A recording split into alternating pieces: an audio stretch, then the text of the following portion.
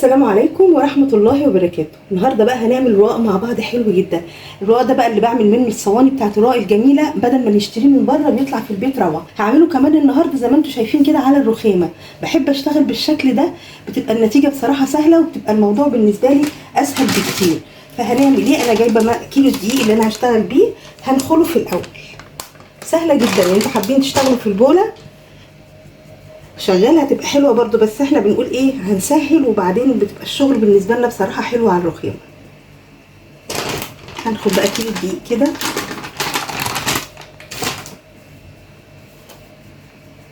باي منخل. بصوا بالمنخل السلك البسيط ده بنرخله وخلاص، بيبقى سهل.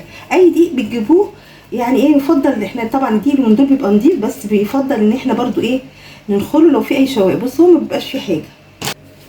خلاص نخلناه، هنعمل كده بقى، نعمل له حفره كده. الرقاق طبعا ما بيخشش فيه خميره، فعلى طول هنشتغل ايه على طول. بصوا هنا الحاجات الجافه اللي احنا هنحطها، معلقتين كده من اللبن البودر لو انتوا حابين، معلقه كبيره سكر، هنا ربع معلقه من الملح، هنضيفهم كلهم مع بعض كده. على فكره بقى بيبقى طعمه كمان حلو جدا، بيتاكل كمان لوحده من غير حتى ما نحشيه زي الرقاق اللي هو باللحمه المفرومه. ممكن لو انتوا حابين برده بنضيف له معلقتين من زيت الزيتون، بيديله طعم حلو جدا برضو. والحاجه الهايله في المعجنات كلها الخل بنحط معلقه كده من الخل، بصراحه بتبقى روعه. قطعه كده من الزبده لو انتوا برضو حابين. الحاجات دي كلها لما بتضيفوها بتدي طعم حلو جدا. كل الاضافات اللي احنا حطيناها دي هنحط معاها كمان كوبايه من الزبادي. لو مفيش زبادي وفي لبن رايب برضو بيدي نتيجه حلوه. انا حطيت خلاص الزبادي كده، وهنلف بس كده لفه بسيطه. هحط بقى كده كمان شويه من اللبن، وهوريكم كمان ايه الحاجه الجميله اللي انا دايما احطها برضو لو هعجن عيش. الرقاق اللي احنا هنعمله ده بيبقى حلو قوي اهو. عارفين بقى لما نكون سالقين مكرونه، اهي دي ميه مكرونه. لما اكون سالقه مكرونه، المكرونه اللي من دول بتبقى حلوه جدا بصراحه، تصنيعها حلو، ما فيهاش يعني نشا كتير. بصوا بتبقى عامله ازاي، زائد بصراحه بتبقى كلها فوائد معموله بالبيض وكده. فاخد الميه بتاعتها اللي زي كده واكمل بيها العجن، بتبقى حلوه قوي في المعجنات ونضيفه كمان. بصوا يعني هي بصراحه افضل ما نحط كمان عليها ميه. الميه اللي هي بتاعت المكرونه من الحاجات الهايله. فهضيفها كده، وهنبدا بقى ايه نلم في العجينه كده. هنوزع بس الدقيق كده، ونبدا بقى ايه نعجن. نشوف بقى عايزه ميه عايزه لبن، كل واحد حسب ما هو حابب يضيف. كل ما تحطوا في الرقاق ده المكونات اللي هي زي الزبده واللبن والزبادي، اللبن الرايب، بتدي نتيجه حلوه جدا. واحنا كمان حاطين له، ما تنسوش، معلقه اللبن البودر، فبصراحه هيطلع نتيجته هايله في الاخر. بصوا بقى هنبدا ايه نعجن فيها. لو احتاجت بقى واحنا شغالين كده دقيق تاني هنحط له، بس هي بصوا اهي. انا كده لما بكون شغاله صراحه في البوله اللي احنا بنبقى بنعجن فيها، باخد العجينه تاني ولازم اخليها على الرخامه كده تشتغل حلو. بصوا هعمل لها ايه بقى دلوقتي، هي حبه شويه من الدقيق بسيط. بصوا خلاص هي حتى لو تلاحظوا بدات تطلع من الرخامه اهي. لو حابين بقى تشتغلوا بالعجان ده بتطلع لنا النتيجه حلوه، بس هو كمان اسهل يعني، بس احنا بنحب نشتغل بايدينا اهي. بصوا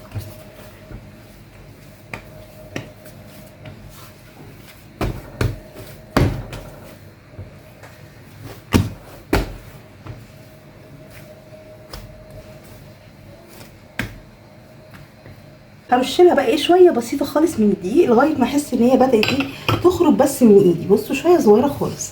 طبعا احنا كلنا بنعرف واحنا شغالين الملمس بتاع العجين عايز دقيق ولا لا. اهي بصوا هي خلاص ما فيهاش تاني. بصوا حتى العجن بتاعها خلاص.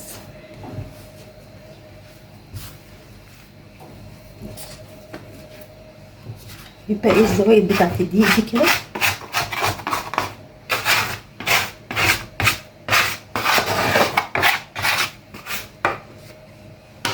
ونحاول نلمها لغايه ما خلاص تطلع من الرخام. بصوا ايه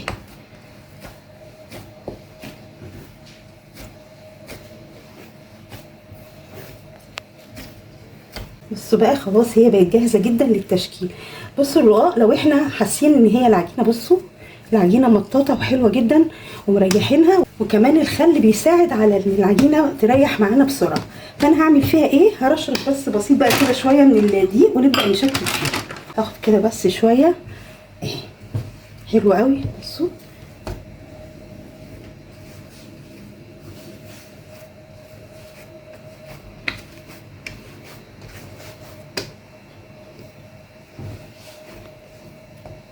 احنا بنحط الدقيق بس عشان حاجات بسيطه خالص، علشان ايه، عايزه العجينه وانا بلف فيها كده تبقى سهله معايا.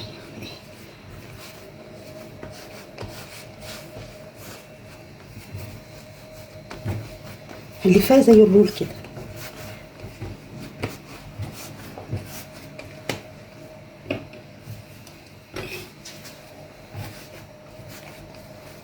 بقى هعمل ايه اهي،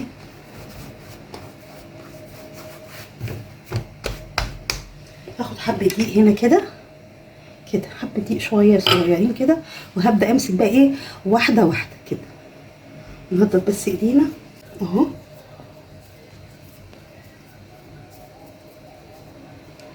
احنا بنعمله وحدات مش كبيره قوي، بصوا اهي، وبنحطها بس في الدقيق.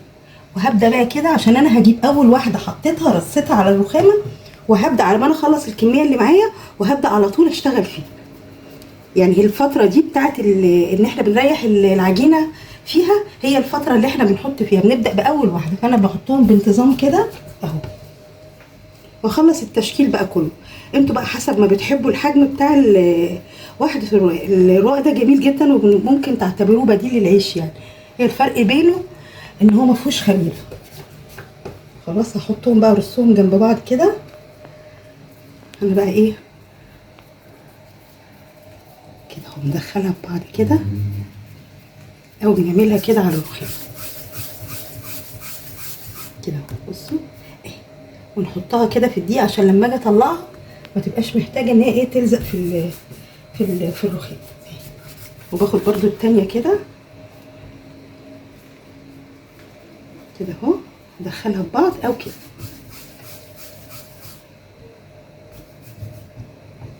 وبعدين في الدقيق، وبعدين على طول كده جنبها. هخلص انا بقى ايه الكميه كلها وهوريها لكم برضو. هنبدا بقى ايه نشتغل مع بعض ونسوي بقى في نفرد الرقاق ونسويه، وهنشوف النهارده بقى ايه هنسويه بطريقه حلوه جدا.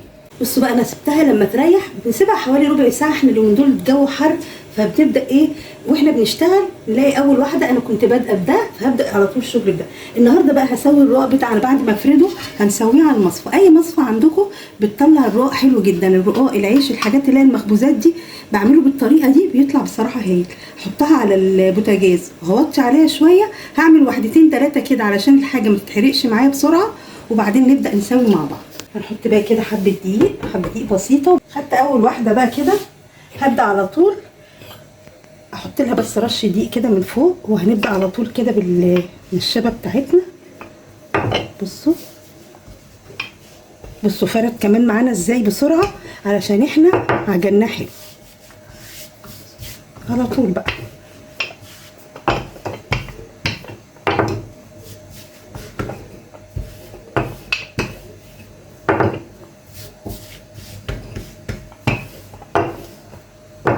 انا هعمل واحدتين لما نكون بنعمل حاجه زي كده. هتعملوه في الفرن، بس انا افضل صراحه الرقاق من الحاجات اللي ما بتاخدش سوا، فعلى البوتاجاز على طول كده بيطلع معانا بصراحه هايل. بفضل اعمل ايه، اعمل واحدتين كده واجهزهم، وعلى طول اجي اعمل الثالثه ابدا اشغل بقى النار تحت المصفى.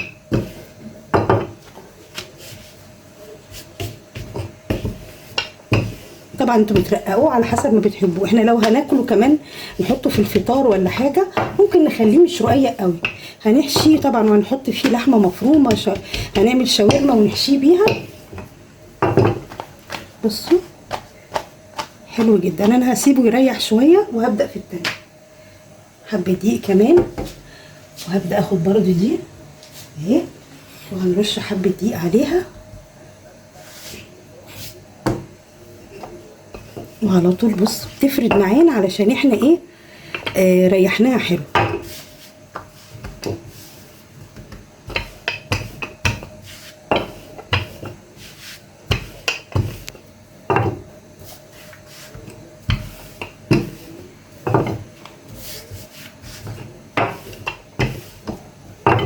هحط بقى ايه، هحط دي، هعمل دي واحط المصفى تسخن شويه على ما اعمل بقى الرغيف التالت او وحده الرقاق التالته، تكون بدات المصفى تسخن علشان يطلع لنا العيش الرقاق مش ناشف.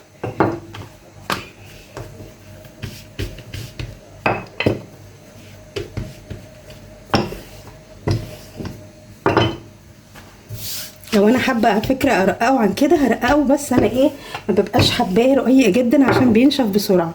لو حابين بقى انتوا تعملوا الرقاق وتسيبوه ينشف بره ممكن ترققوه جدا، هو بصراحه بيفرق معاكم زي ما انتوا شايفين. ترققوه وتسيبوه فوق بعض هينشف بره وهيبقى حلو جدا من غير ما يتحط في الفريزر ولا اي حاجه. بصوا لازم نشيل بس شويه كده دقيق من عليها علشان الدقيق ده ما يتحرقش معانا. نحط بقى المصفى بتاعتنا. بصوا النار انا مخليها وسط، حبيت برضو اوريكم النار بتبقى قد ايه. هحط بقى على طول المصفى زي ما انتم شايفين. طبعا ما نجيش خالص جنب الحاجات دي، الاخرام دي ما نجيش جنبها. انا بشتغل بمعلقه خشب اهو، الصينيه اللي هطلع فيها جنبي بطلع من هنا على طول احط على الصينيه. حابين تحطوا فوطه وتطلعوا عليها عشان تشرب البخار اللي طالع من الرقاق حط. هبدا بقى اعمل انا كمان واحد وهسوي اول واحد عملت. بصوا في منتهى الروعه. هي على فكره كمان لو انتم ملاحظين الرخامه اول ما بنشتغل عليها بتبقى شويه صعبه، اول ما بنبدا بقى تقعد واحده اتنين تلاته كده تلاقوا العيش على طول سهل معانا في الفرد.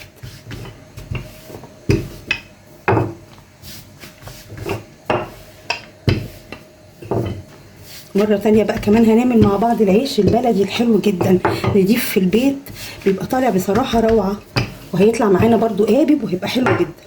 هينفع برضو كمان للسندوتشات لو انتوا حابين ايه تغيروا. يعني الرقاق ده على فكرة لو انتوا حاطين فيه كده الصبح الفطار بيبقى طعمه مختلف وطعمه بيبقى حلو جدا. حاطين فيه الفطار للولاد وتدوله كده تلفوه زي الرول وتدوله حتى تحميصة شوية كده على الجريل بيبقى طعمه حلو جدا.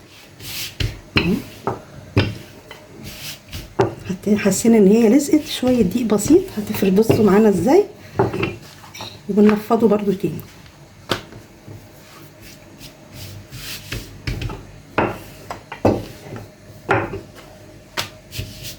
انا في الاخر بقى بعمل ايه، باخد الدقيق الزياده ده وابدا ايه انطره كده من على الرقاق اهي. هوريكم بقى اول واحده هنسويها برضو مع بعض. بصوا حابين بقى تفردوا بس احنا عاملين الحجم بتاع الرقاق بتاعنا مش كبير. هجيب بقى اول واحده اهي وابدا بقى كده نعملها كده نسمي بقى كده ونبدا نحطه في ثانيه. هنبدا نقلبه على طول مع بعض. اول بس ما احس ان هي بدات تطلع من المصفى، لو حاسين ان هي بصوا اهي، لو حاسين ان هي اتعوجت معانا اتحطت مش صح على طول بصوا بنقلبه ازاي. ولما بتقلبوه على طول بالطريقه دي هي او العيش بقى كمان بيعلى معانا شويه. وهي بقى على النار ببدا انا برضه اشتغل، يعني ما بوقفش نفسي ان هي على النار، بس بخلي بالي منها. او لو معاكم حد واقف معاكم في المطبخ هو بيقوم بالموضوع ده بصراحه.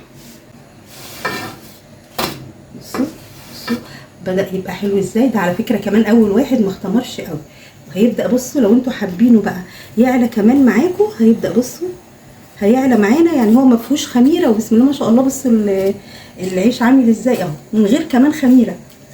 يا رب تكون بس حتى الكاميرا بتاعت الموبايل مبينه الارتفاع بتاع الرقاق. انا طبعا مش عايزاه يعني ينشف على النار قوي، فعلى طول اول ما بلاقيه من الجنبين بدا ياخد لون كده بروح شايلاه عشان يفضل معايا طري. بصوا روعه، ولا حاطين فيه خميره ولا اي شيء وطالع حلو جدا.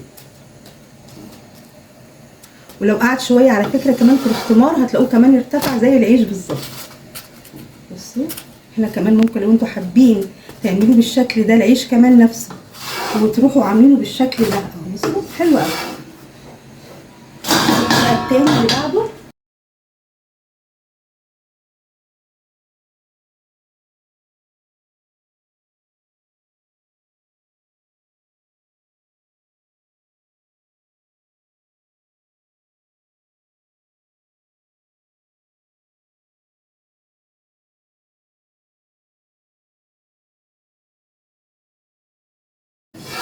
في ثانيه كده على طول نروح قلبينه علشان على طول التسويه بتاعته بتكون صح. لما بنقلبه اول ما يتشمع على طول بنقلبه.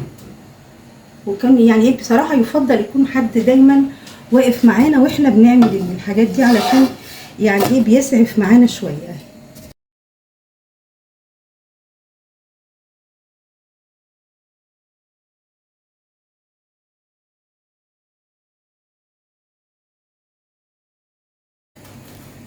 بصوا اهو، لو حابين كمان يرتفع معانا احنا ممكن نديله مجال بالمعلقه كده اهو.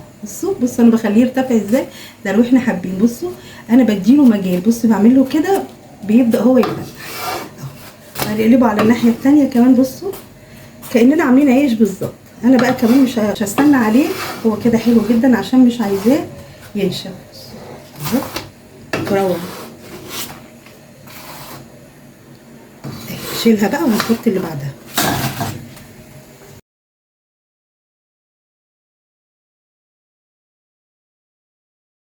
ما بنجيش جنبه اول ما نحطه على طول، بدا يتاوب معانا كده، ما بنجيش جنبه خالص، ثانيه وبعدين على طول بنروح قلبينه.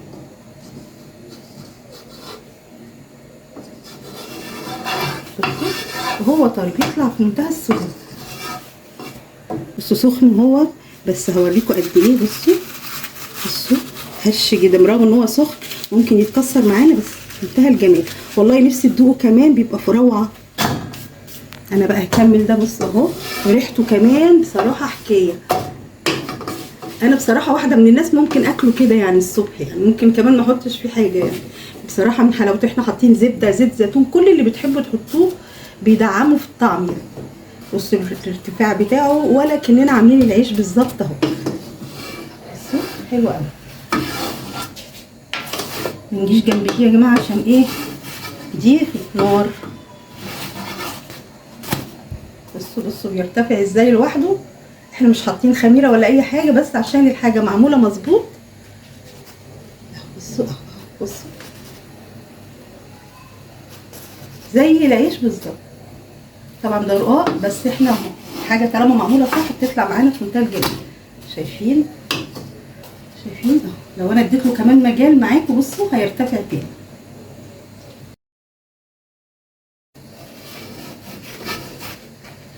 طبعا مش هسيبه. بص اهو، في منتهى الجمال، في نفس الوقت حاجه خفيفه وجميله جدا. بصوا وهو خفيف جدا على فكره وطعم جدا. احنا مش بنعمله بس الرقاق ده، مش بنعمله بس عشان نحشيه لحمه مفرومه ولا اي حاجه، ده انا بعمله كمان احيانا للفطار. بصوا بقى الرقاق اللي عملناه مع بعض النهارده وجماله. بصوا حاجه كده بصراحه روعه. بصوا عامل ازاي. بصوا والله العظيم التاكل حلو. بصوا عامل ازاي. ده بقى بصراحه من الحاجات اللي بتبقى الصبح على الفطار، لو انتوا حابين تعملوا ده. لو حطيناه بس كده ساندوتش جبنه كده وكلناه بيه، هيبقى في منتهى الروعه.